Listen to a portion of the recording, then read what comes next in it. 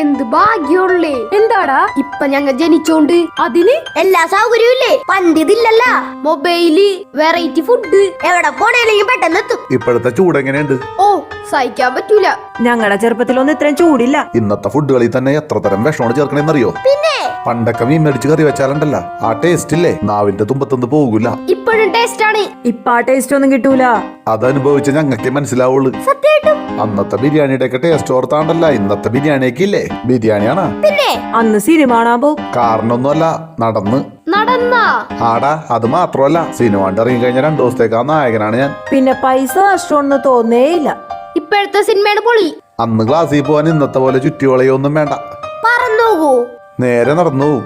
എല്ലാ വീടും പറമ്പും കേറിയിട്ട്. കളിക്കാനാണെങ്കിൽ എന്തോരം പറമ്പാടെന്നറിയോ? ഇന്നത്തെ പോലെ മതിലൊന്നുമില്ല.